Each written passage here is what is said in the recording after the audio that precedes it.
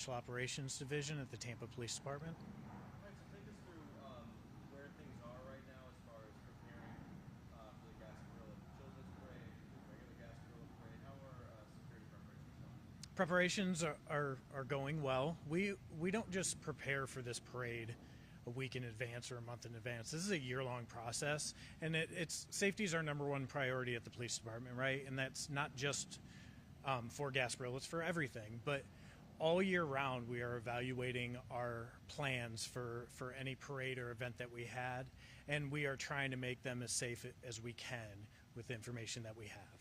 What is what are things going to look like this year as far as ground aviation? So we have hundreds of officers, obviously, some in air, some on the sea, and some on land side, right? Every year we kind of tweak plans and change them depending on if we have identified anything that we could be better at. And this year's no different. We've still tweaked things just like we have in past years, and some things you'll see, some things you won't see. And what do you mean by that? I understand what you're saying, but just kind of for the viewers, what do you mean by people aren't going to necessarily be able to see all of the security measures going on? So obvious things that you can see is if we put out additional barriers or barrier placement or anything. If there was any shortfall there and we added any product to there. Some things you won't see could be plainclothes officers.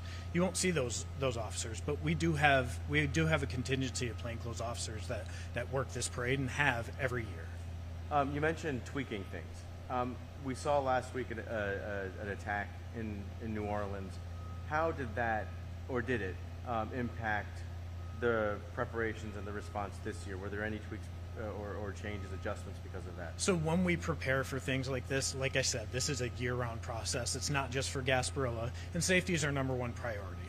So we look at events that happen all around the world, whenever they happen, to see if there's anything we can take from them to improve upon our plans. So thing that happened in New Orleans was no different for planning purposes than other things that have happened around the world throughout the year. We take tidbits from everything to make sure that our priorities and our safety measures are as the best they can be. We've seen just over the years, I don't know if it's just because we do all the reports on it, but it does seem like parades have become one of the potential targets for attacks. How has that impacted the plans? And how, especially coming off of last week, do you, I don't know, how do you continue to adjust, and tweak, as you said, to make sure that doesn't happen here? So every year we look at what happens around the world. We know that we're preparing for worst case scenario.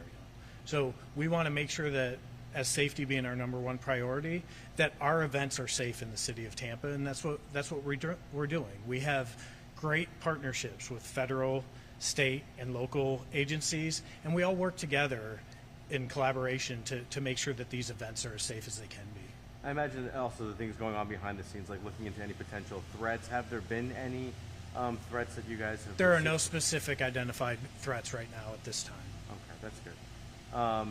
But still, you're still, even between now and Saturday, for example, you're still looking at, I'm sure, I should ask you this in more of a question. Where do you keep an eye on? Where are detectives watching to see if any threats come in over the next few days? Yeah, we have our partnerships and we talk all the time with our partners, and we'll be apprised of anything. Okay. Let's see what else. What am I missing? I don't know. I think I can ask some questions for the aviation unit specifically. If we can, and for just one last thing, for people that are coming to the parade, when you come, if you see something, say something. That way the law enforcement can do something. We're going to have hundreds upon hundreds of officers out there, like I said, land, sea, and air. And if you see something that makes you feel uncomfortable, please let us know, and then we can deal with it. And I think maybe I could have asked it in a less sensitive way. Are there continuing efforts between now and even Saturday? Our planning never stops, sir. Even during the event, our planning never stops. Our preparation never stops. We continue to do that all year, through the entire event, prior to the event, post-event.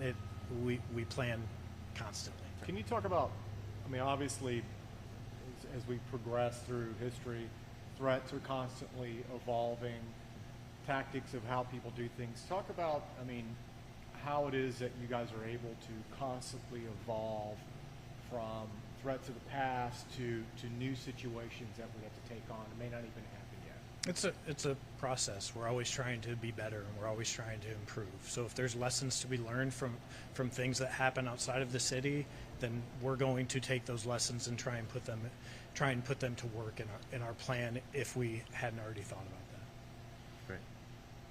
All right, let's swap out. Let's have you say your name and spell it also. Sure thing. Chris Shepard, Chief Pilot for the Tampa Police Aviation Unit. First name is Chris, last name is Shepherd. Okay. Take us through, the from the aviation side. What can you do? What sort of things are you guys doing? So the aviation unit is obviously the eye in the sky.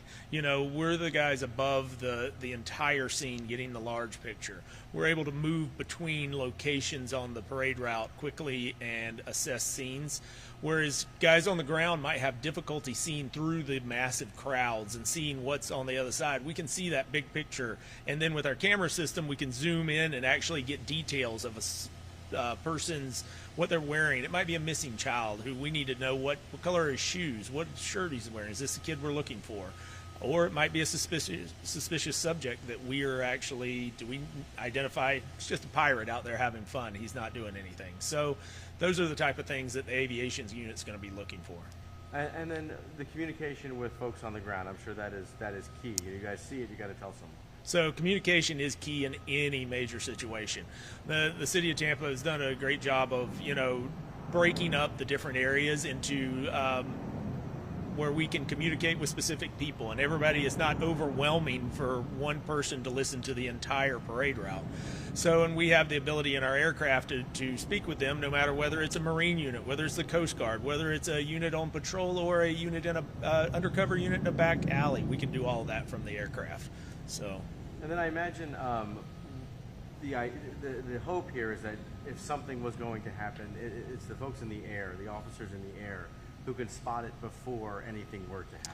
Yes, so we will be doing preemptive checks beforehand. Anything that looks out of place, anybody that's in a location where they shouldn't, we're going to try to identify those early so we can deal with it, and there's no consequences from it.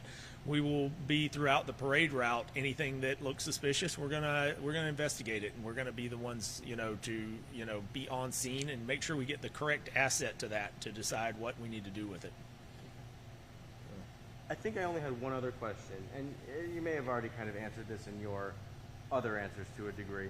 One of the things that I've seen from people online asking, like, is it, because we've seen in other large crowds and parades where people can just drive a car into a crowd, and people are concerned that can that happen here? Or is that something that there are enough law enforcement out there to stop that before it were to ever happen? That's obviously part of our plan. Right? It is every year, and if we need to make it more robust, we do that. So that's part of the plan. Mitigation of threats is part of the plan, and that's one of the aspects of mitigation. Okay. All right. Did I miss anything from your end? No. I think we're going to just go over there and talk more about the chopper, and I think that's good. All right. The real interesting part. I said it's really it ends up being a lot like last year's story, but just with because it came on the heels of this. Let me just throw a mic on Sure it. I thing. can grab the audio from the We're going to. Zoom in so we can